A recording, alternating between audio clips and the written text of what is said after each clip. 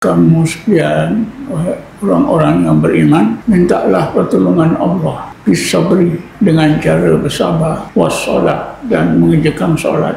Wa innaha lakabiratun illa 'alal khashi'in, untuk bersabar dan untuk mengerjakan solat supaya dapat pertolongan Allah sangat berat, sangat susah nak dilakukan, kecuali bagi orang-orang yang khusyuk.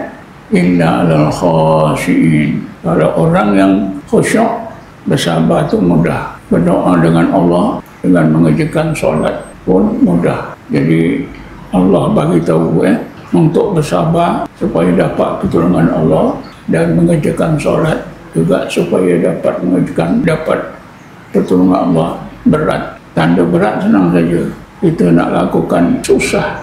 Nak ambil wuduk pun macam-macam, sejuklah, itulah, inilah, kecuali orang-orang yang khusyuk. Bila disebut orang-orang yang khusyuk, kita segera ingat khusyuk dalam sembahyang. Khusyuk dalam sembahyang ini artinya ingat Allah, tapi khusyuk di sini Allah beri makna secara khusus. Illa 'alal khashi'in, kecuali atas orang-orang yang khusyuk. Siapa dia orang yang khusyuk? Alladzina yadunnuna annahum mulaqu rabbihim wa annahum ilaihi raji'un. Lainnya, orang-orang yang khusyuk itu ialah mereka yang yakin telah menemui Tuhannya Allah, dan mereka telah kembali kepada Allah, sentiasa kembali kepada Allah.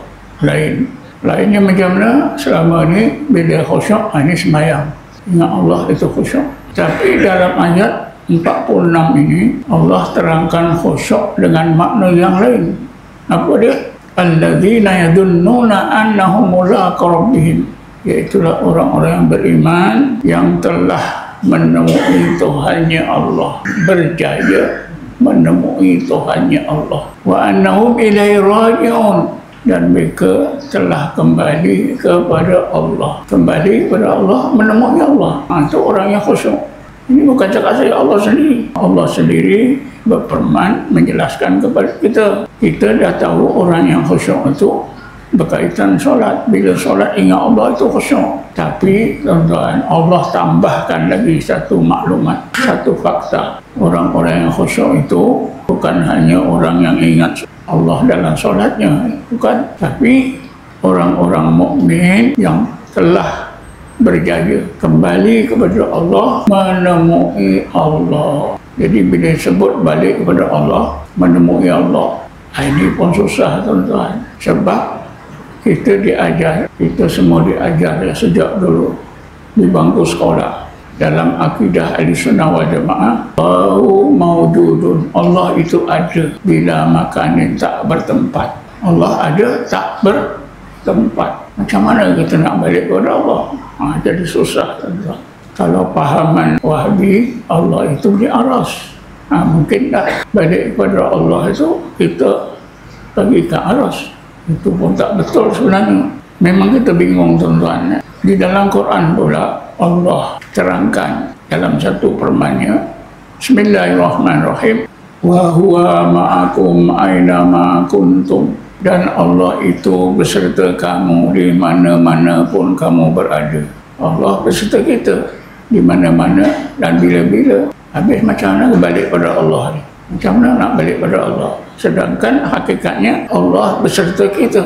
Allah juga berfirman, Bismillahirrahmanirrahim, fa iza sa'alaka ibadi anni fa inni qarib.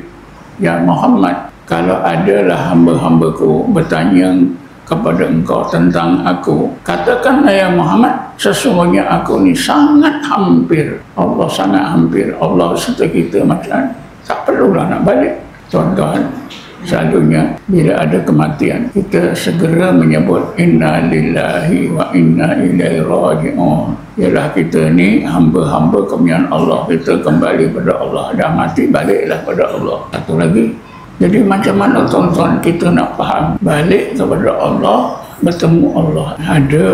Kita boleh fahami sekurang-kurangnya ada dua maksud balik kepada Allah. Maksud yang pertama, kita masuk surga balik. Bila dalam surga, dapatlah nikmat dan rahmat Allah yang sempurna. Sebab kita dihalau, dikeluarkan oleh Allah di surga dengan firman-Nya, Bismillahirrahmanirrahim, ihbitu